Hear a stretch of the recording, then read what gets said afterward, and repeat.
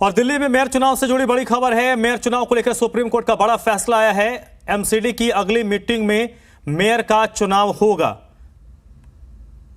वहीं supreme court ने एक और बड़ी बात कही है कि मनोनीत पार्षदों को वोट डालने का अधिकार नहीं है। यही वो एक बड़ा पहलू था जिसको लेकर सबसे ज्यादा जिद था, सबसे ज्यादा परेशानी आ रही थी कि क्या मनोनीत पार्षद वोट डाल सकते हैं। सुप्रीम कोर्ट ने कहा है कि मनोनीत पार्षद वोट डालने का अधिकार नहीं रखते हैं। सुप्रीम कोर्ट ने साफ किया है कि एमसीडी की अगली और पहली मीटिंग में मेयर का चुनाव होगा।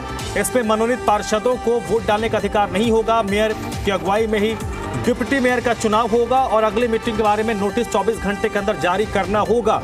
उसी मीटिंग में तारीख तय होगी कि कब mayor, deputy mayor, standing committee के सदस्यों का चुनाव होगा। तो बड़ा सेटबैक है इस वक्त। बलराम पांडे मेरे साथ जुड़ चुके हैं। बलराम, बड़ी खबर है और आम आदमी पार्टी के नजरिए से महत्वपूर्ण है, क्योंकि आम आदमी पार्टी जो बात कह रही थी, कोर्ट का फैसला कहीं ना कहीं अगर हम देखें तो किसके पक्ष में गया, तो ये जो फैसला आया है वो आम आदमी पार्टी के पक्ष में जाता हुआ दिख रहा है।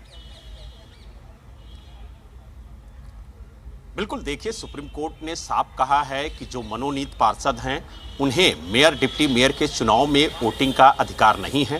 वहीं दूसरी टिप्पणी सुप्रीम कोर्ट ने यह भी की है कि जो तीनों चुनाव एक साथ कराने की बात पीठासीन अधिकारी कर रही थी वो पूरी तरह से असंवैधानिक है। सबसे पहले मेयर का चुनाव संपन्न होगा और उसके बाद डिप्टी मेयर और स्टैंडिंग कमेटी के 6 सदस्यों का चुनाव होगा।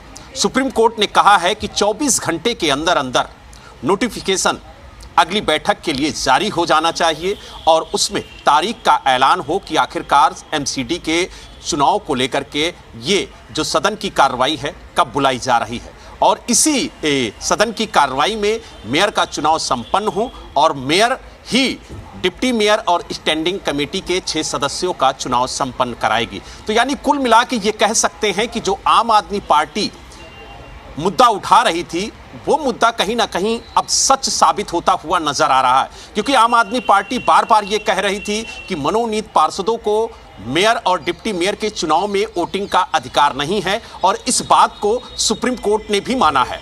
दूसरी बात, आम आदमी पार्टी ने सदन में कहा था कि तीनों चुनाव एक साथ संपन्न कराने का अधिकार पीठासीन अधिकारी के पास नहीं है और इस बात को सुप्रीम कोर्ट ने भी माना है और सुप्रीम कोर्ट ने कहा है कि सबसे पहले मेयर का चुनाव पीठासीन अधिकारी संपन्न कराएंगी, उसके बाद जो डिप्टी मेयर और स्टैंडिंग कमेटी के 6 सदस्यों का चुनाव है उसे मेयर संपन्न कराएगा। तो कहीं ना कहीं जो आरोप आम आदमी पार्टी भारतीय जनता पार्टी पर लगा रही थी वो आरोप कहीं ना कहीं सच साबित हुए हैं और इस बार आम आदमी पार्टी की जीत हुई है और यही वजह है कि आम आदमी पार्टी कार्यालय में जश्न का माहौल है। धीरे धीरे जो आम आदमी पार्टी के पार्षद हैं, नेता हैं, वो भी आम आदमी पार्टी कार्यालय पहुंच रहे हैं और कुछ ही देर में जो एमसीडी के प्रभारी हैं दुर्गेश पाठक, वो प्रेस कॉन्फ्रेंस करके आम आदमी पार्टी का पक्ष रखेंगे और बताएंगे कि किस तरीके से आम आदमी पार्टी ने अपने मुद्दे को सुप्रीम कोर्ट में उठाया था और जो याचिका दायर की थी उसमें 5 मांगे रखी गई थी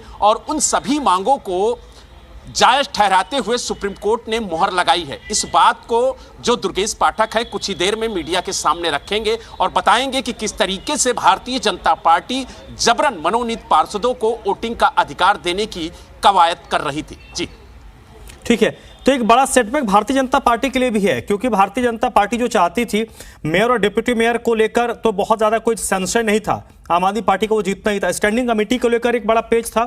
दूसरा ये था कि स्टैंडिंग जो मेयर के चुनाव के साथ साथ डिप्टी मेयर का चुनाव हो और स्टैंडिंग कमेटी का चुनाव हो, जबकि आम आदमी पार्टी शुरू से कहती रही कि मेयर का चुनाव जो पीठासीन अधिकारी उनकी तरफ से करवाया जाएगा, उसके बाद फिर मेयर के पास चार्ज आ जाएगा, फिर वो डिप्टी मेयर का और स्टैंडिंग कमेटी के सदस्यों का चुनाव करवाएगी। यानी कि भारतीय जनता पार्टी के जितने दावे थे सुप्रीम कोर्ट के इस फैसले ने सभी को खारिज कर दिया है।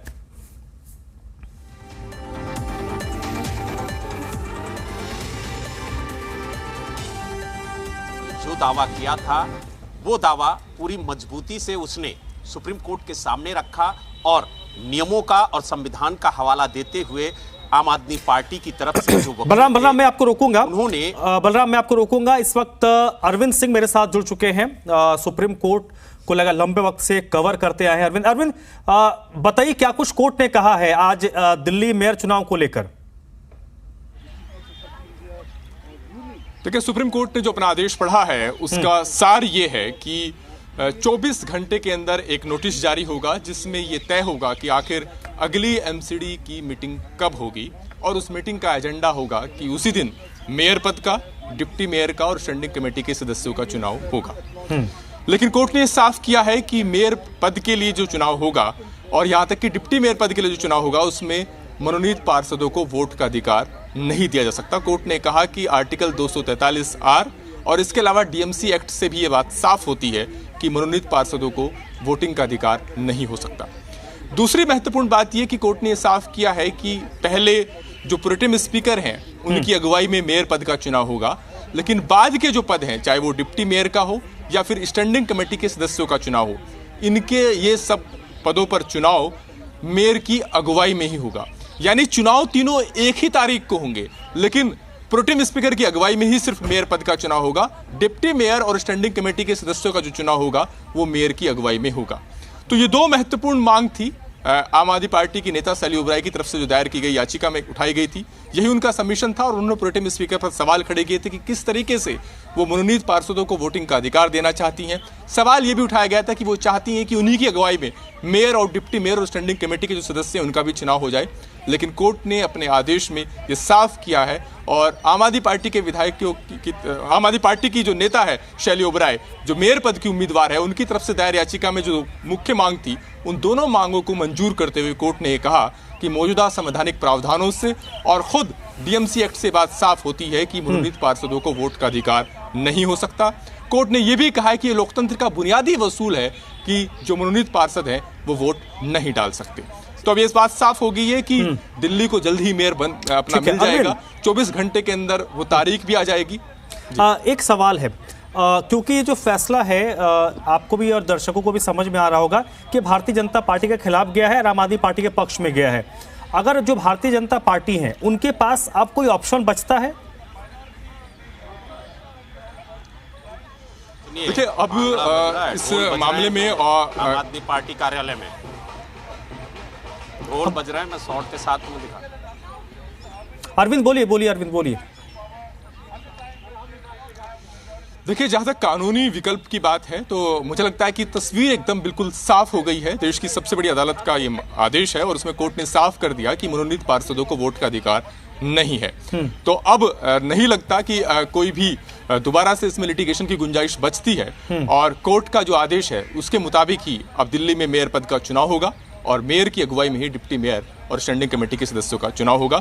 और कोर्ट ने सुनवाई के दौरान इस बात पर भी चिंता जताई कि जो पहली एमसीडी की मीटिंग है नियमों के मुताबिक तभी मेयर पद का चुनाव हो जाना चाहिए था, लेकिन ऐसा नहीं हो पाया और ये चिंता की बात है कि दिल्ली को अभी तक अपना मेयर नहीं मिल पाया। चलिए अरविंद, बहुत बहुत शुक्रिया आपका पूरी जानकारी के लिए। बलराम, आपका भी बहुत बहुत शुक्रिया। तो बड़ा आदेश आया है, अगले 24 घंटे में ये पता चल जाएगा कि दिल्ली को नया मेयर कब मिलेगा, डिप्टी मेयर कब मिलेगा, स्टैंडिंग कमेटी के सदस्य कब मिलेंगे, क्योंकि सुप्रीम कोर्ट ने अपने आदेश में स्पष्ट कहा है कि 24 घंटे में यह बताना होगा कि एमसीडी सदन कब बुलाया जाएगा और जिस दिन बुलाया जाएगा उसी दिन मेयर का चुनाव होगा और मेयर का चुनाव पीठासीन अधिकारी करवाएंगी।